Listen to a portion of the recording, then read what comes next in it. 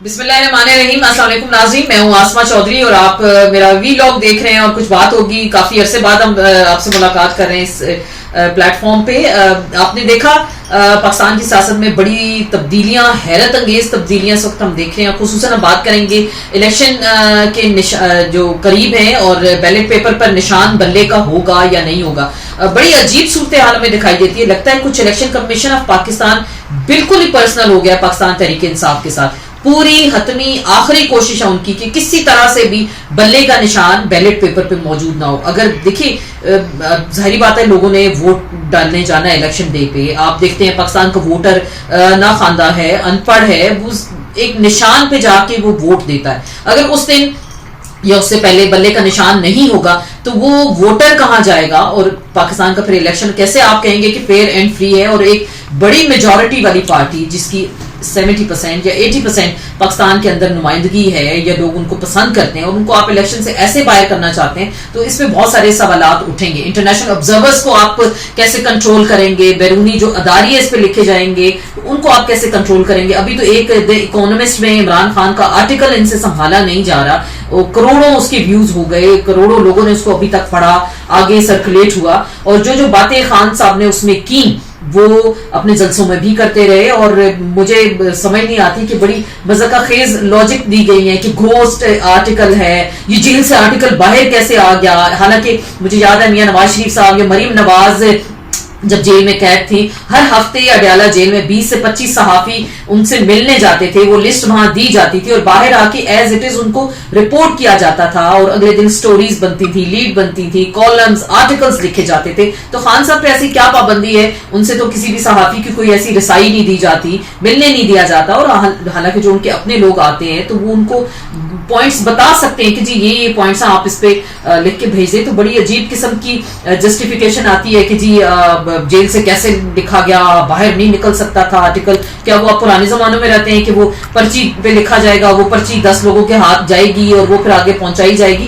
Internet کا دور ہے, تھوڑی سی عقل فہم اور سینس سب لوگوں میں اس حوالے سے ضرور ہونی چاہیے. دوسری بات جیسے ہم بات کر رہے تھے کہ بلے کا نشان اگر نہیں ہوتا تو الیکشن کمیشن کو کہاں سے انسٹرکشنز ہیں, کیا الیکشن کمیشن واقعی ہر حد تک جائے گا پی ٹی آئی کو اس حوالے سے انجام کار تک پہنچانے کے لیے. کیونکہ ہم نے پاکستان میں تمام سیاسی جماعتوں کے الیکشنز اگر ہم دیکھتے ہیں, آج بھی ہم نے اپنے پروگرامز میں کلپس بھی چلائے ماضی کے تمام پی ایم ایل این کی میں بات کر رہی ہوں, پیپلز پارٹی کی, سب 2 بڑی جماعتوں کی بات کر رہی ہوں کہ انہوں نے اپنے پارٹی الیکشنز کیسے کرائے. ان کے جو پچھلے 5 سال پہلے الیکشن تھے, جو اس سے پہلے ہوئے, ایک نوٹیفیکیشن سمپل آ جاتا ہے جی مریم نواز سینئر نائب صدر, شہباز شریف صدر, میاں نواز شریف جو ہیں قائد ہیں, اسحاق ڈار جو سمدھی ہیں وہ بھی نائب صدر. تو یہ سارے ایک نوٹیفیکیشن میں آ جاتا. اس میں یہ نہیں ہوتا, کبھی کسی نے فوٹیج نہیں دیکھی یہ الیکشن کہاں ہوا, کس نے ووٹ ڈالا, پریزائڈنگ آفیسر کون تھے, الیکشن کمیشن کون تھا پارٹی کے اندر. تو اس پہ تو الیکشن کمیشن نے کبھی سوال نہیں کیا. پیپلز پارٹی کے اندر چیئرمین کون تھے, جی بلاول بھٹو زرداری, کو چیئرمین جی والد صاحب ہیں ان کے آصف علی زرداری, اس پہ تو کبھی کسی نے سوال نہیں کیا. اور یہی الیکشن کمیشن ہے جس نے کبھی اس پہ سوالات نہیں اٹھائے. ابھی میں دیکھ رہی تھی کہ کچھ وکلا نے انہوں نے یہ اعتراضات بھی اٹھائے ہیں کہ جب الیکشن کمیشن کو کہا گیا, آج ان کے جو وکیل ہیں مخدوم علی خان, کہ آپ پارٹی کا آئین پڑھیں, الیکشن کمیشن کا اس پہ آئین پڑھیں, تو وہ کیا کہتا ہے. تو اس میں الیکشن کمیشن کا آئین یہ کہتا ہے کہ جی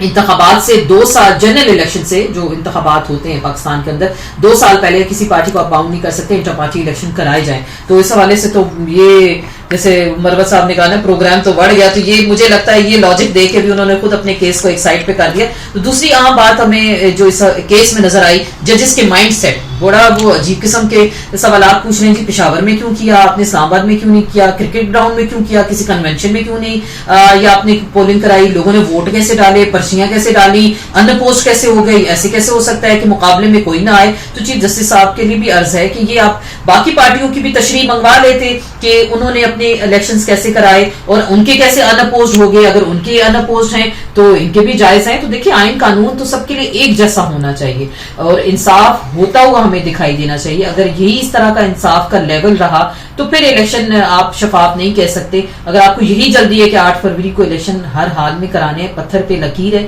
تو پھر یہ بھی آپ جلدی کریں کہ الیکشن شفاف ہوں, صاف ہوں, لیول پلینگ فیلڈ تمام سیاسی جماعتوں کو میسر ہو, اور جو بلے کا نشان ہے, جو ایک بہت بڑی پارٹی کا نشان ہے, وہ اس کو ملنا چاہیے.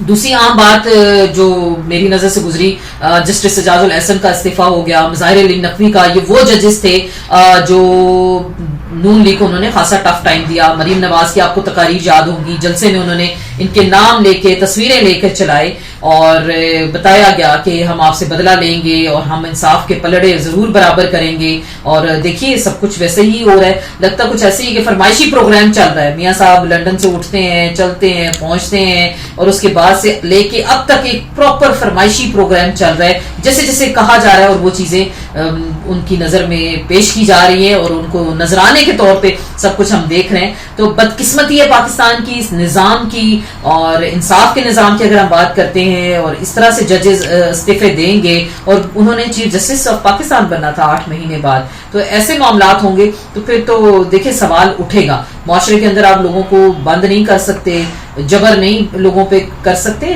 سوالات تو اٹھائیں گے لوگ, اور یہی چیزیں تاریخ کا حصہ بنتی ہیں. تو کچھ ایسی خبریں بھی اسلام آباد میں آ رہی ہیں کہ کچھ ایمرجنسی لگانے کا پروگرام ہے, کوئی پی سی او بھی آ سکتا ہے, پھر ججز ویلیڈیٹ بھی کر سکتے ہیں اس کو. تو شاید رستے میں کچھ ایسے ججز رکاوٹ تھے جو رکاوٹ بن جاتے یا اس چیز کو ویلیڈیٹ نہ کر پاتے. بہرحال ابھی تو افواہیں ہی ہیں اس طرح کی, اور اللہ نہ ہی کرے کچھ ایسا معاملہ ہو اور اس میں الیکشن التوا کا شکار بھی ہو سکتے ہیں, کیونکہ آئی ایم ایف سے پاکستان کو پیسے مل گئے جو قسط ملنی تھی 6 مہینے کی. اب گزارا ہو سکتا ہے, اب 6 مہینے آپ آگے بھی لے جائیں تو کوئی اس طرح کا انٹرنیشنل پریشر نہیں ہو سکتا.